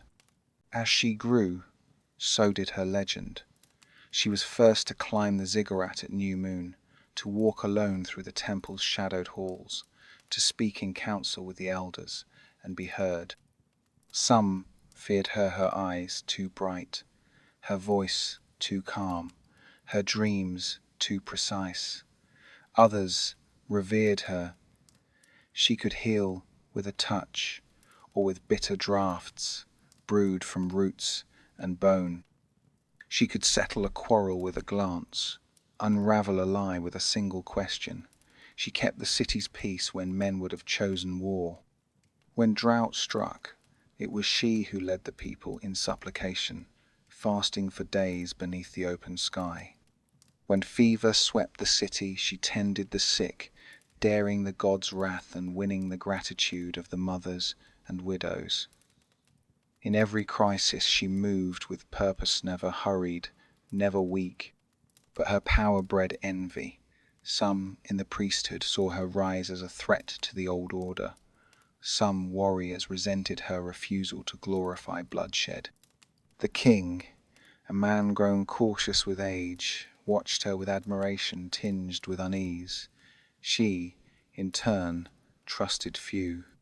Her circle was small, a healer who taught her the secret names of plants, a stone carver who dreamed of writing history in images, a boy from the markets who could listen without judgment.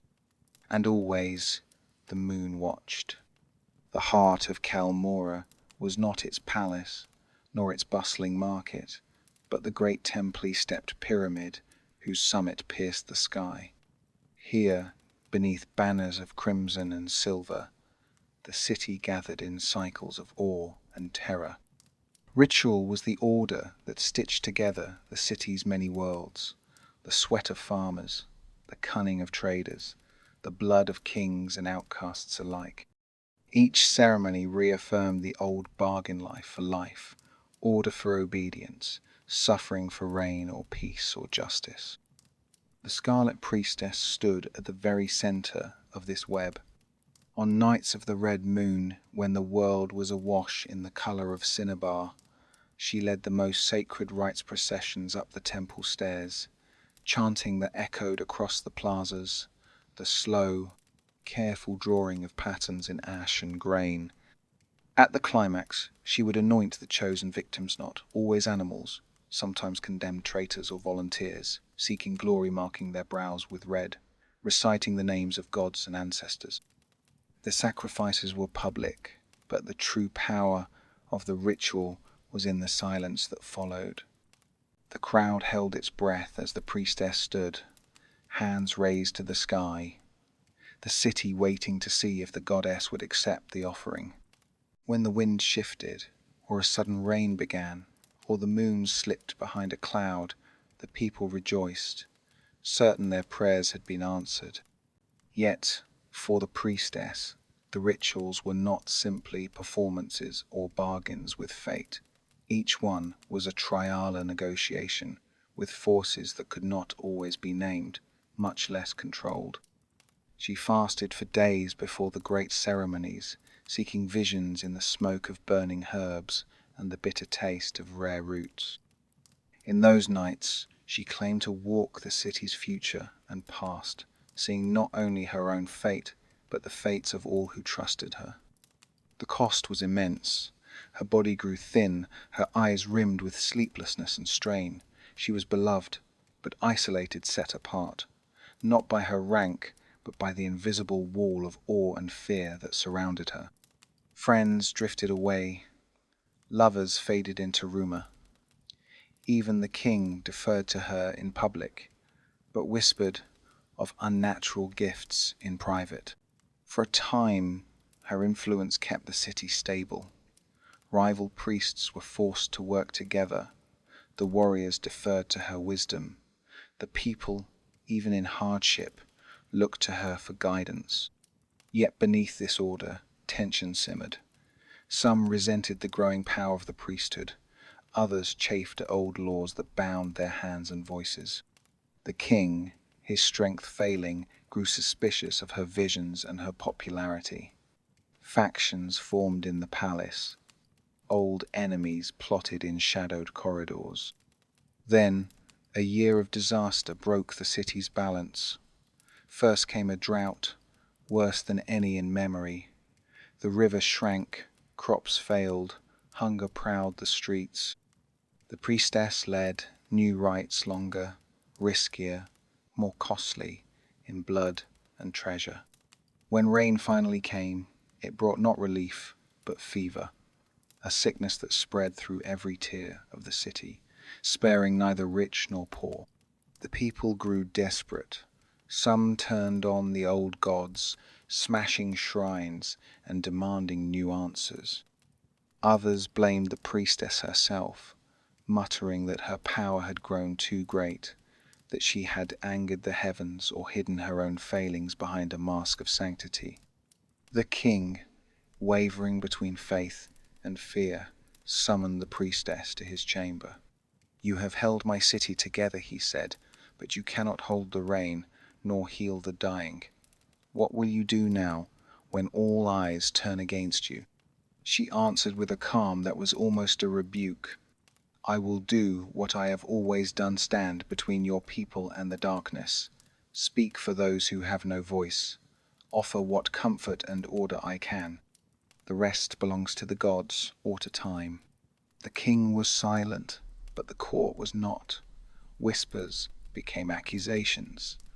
Old enemies gathered, hungry for a reckoning. In the end, it was not the gods or the drought that toppled the Scarlet Priestess, but the tide of politics and fear.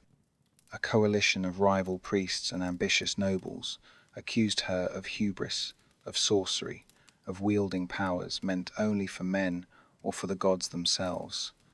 Rumors spread of secret pacts, of spells cast to bind hearts and minds, of a plot to seize the throne for herself. The trial was a spectacle. In the plaza below the temple, before 1,000 watching eyes, the priestess faced her accusers. She did not beg or plead. She answered each charge with unflinching truth or silent defiance. Some of her allies spoke in her defense. Others kept silent, afraid of the rising fury. At the end, the verdict was never truly in doubt. The priestess was condemned, not to death, but to a stranger fate. She was to be offered to the moon, a ritual both exile and elevation. Clad in crimson and jade, she was led in procession through the city, crowds lining the streets in mourning and awe. On the night of her departure, she climbed the temple's highest tier, standing alone beneath the red moon.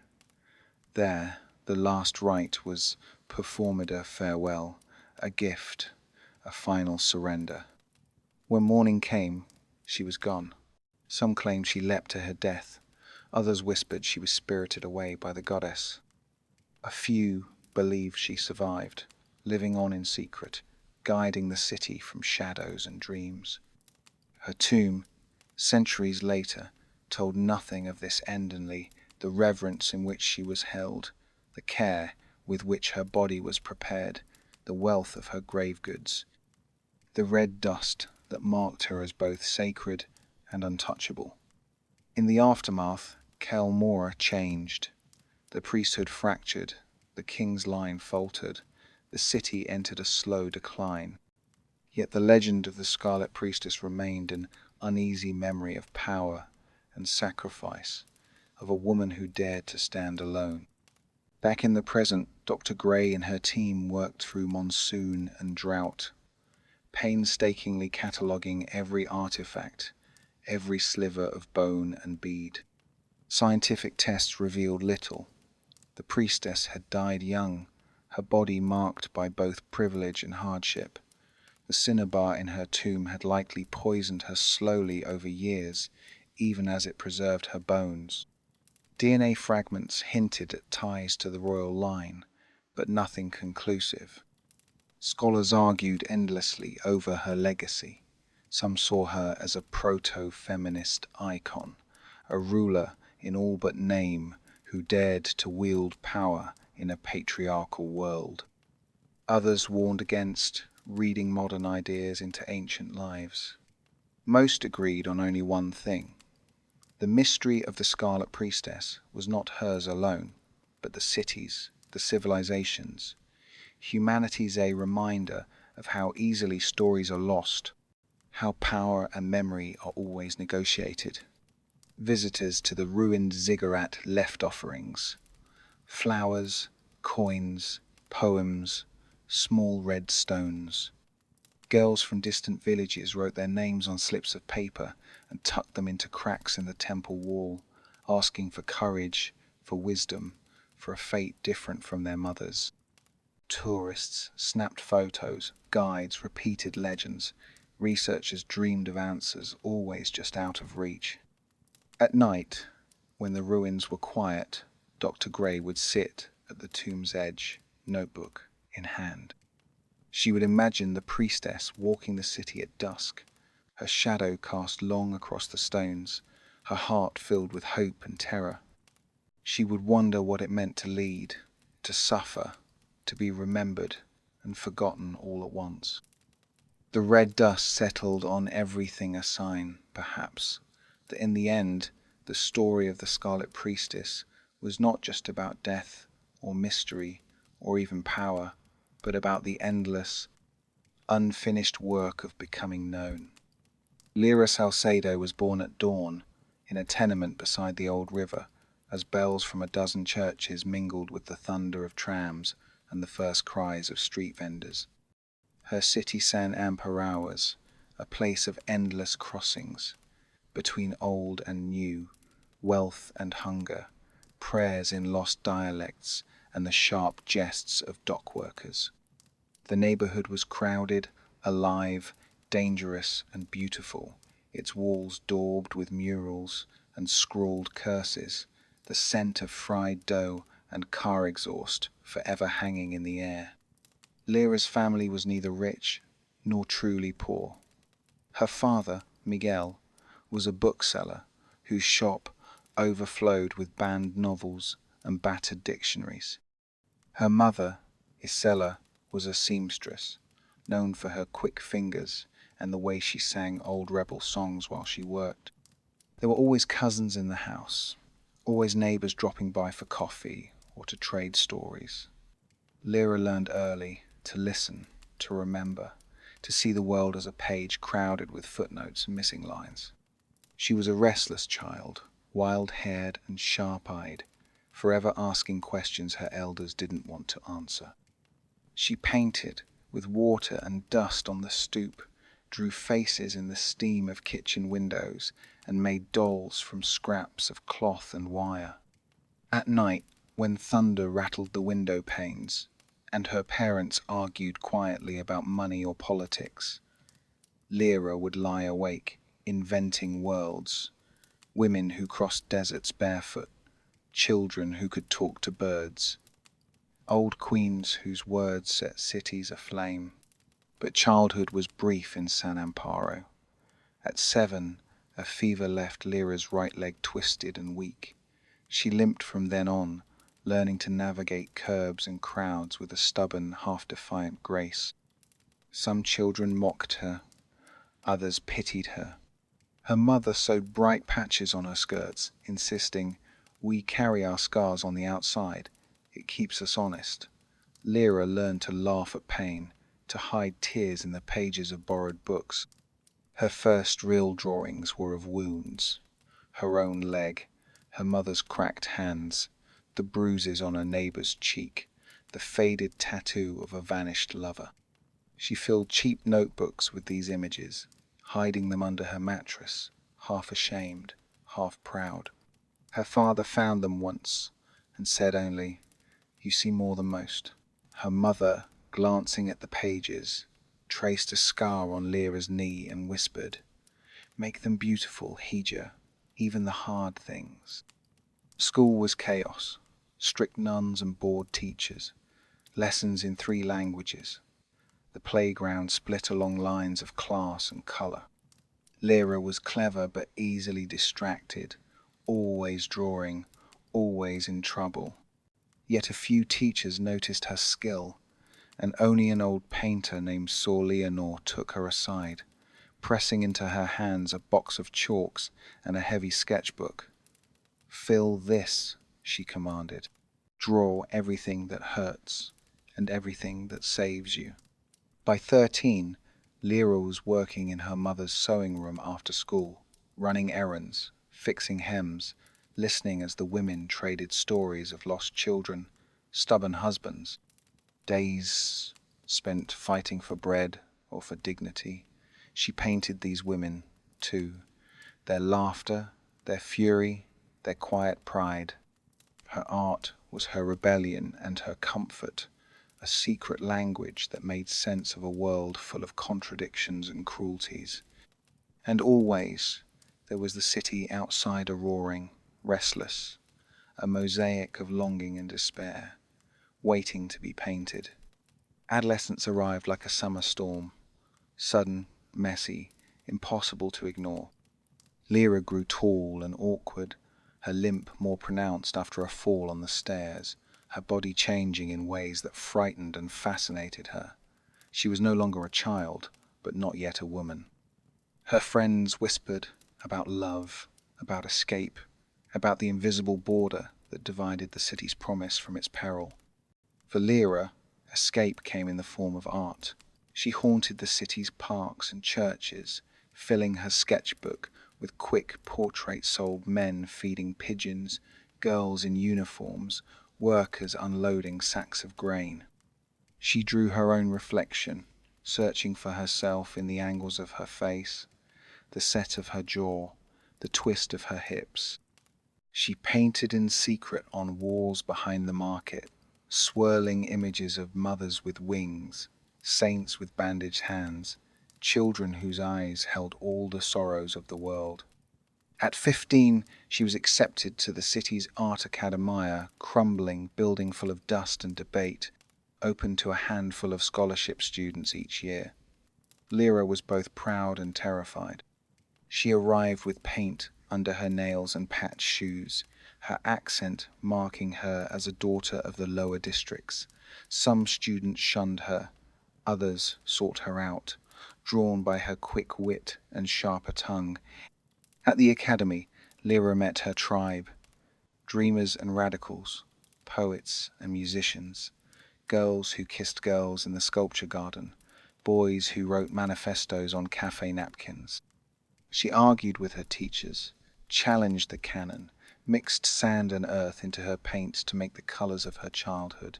She read everything: history, anatomy, revolutionary pamphlets, banned poetry. She spent nights drawing until her fingers cramped, painting her nightmares on scraps of cardboard and torn canvas. But life outside the academy pressed hard. Money was scarce.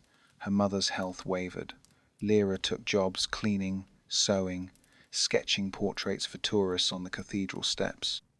Sometimes she painted signs for protests or banners for funerals, her art blurring the line between beauty and resistance. She fell in love for the first time, a girl with laughter like broken glass, whose family disappeared in a raid, whose kisses tasted of salt and ashes. The affair was brief, intense, doomed from the start. When it ended, Lyra painted her grief, bodies entwined, eyes closed, hands reaching for something just out of reach. Her teachers praised the work. Her friends whispered that she had found her voice. Still, pain was never far. A fever returned, bringing days of agony, weeks in bed, hospital walls the color of spoiled milk. She drew on the sheets, on her cast, on the windows, anything to keep the fear at bay. When she was well enough, she painted herself in fragments, bones, veins, scars, the seam of her wound as a river running through her. Her art grew more raw, more unflinching. She painted not just her own suffering, but the wounds of her city, the disappeared, the silenced, the hungry, and the mad. Critics called her work difficult, disturbing, dangerous. Some called it necessary. And through it all, Lyra painted. To remember, to survive, to turn pain into colour and story. History is not written only on stone, in the shimmer of gold, or the dust of old libraries. It persists in bodies and memories, in the hands that till the soil, the voices that shape prayers, the wounds that become art, the silences that speak when words fail. From the shadowed alleyways of ancient cities to the fever-lit eyes of a modern painter, from the lonely heights of a throne to the blood-soaked altars of lost empires, women have carried the world in ways both seen and unseen. Some names are remembered, engraved in marble, or echoed in legend. Most are forgotten, their stories scattered by wind, erased by time, or left half-told between the lines of greater men's conquests. But each leaves something behind: a gesture, a scar, a song, a law, a mural, a whispered warning, a brief flash of defiance. Each is a current in the river of days. Perhaps we will never know the fullness of their dreams, nor measure the true cost of their suffering or their courage.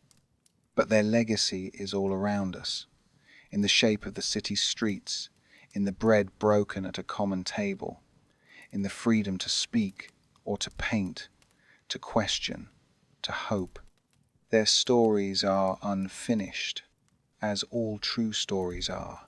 They move from past to present, from dust to breath, carried forward by those who refuse to forget.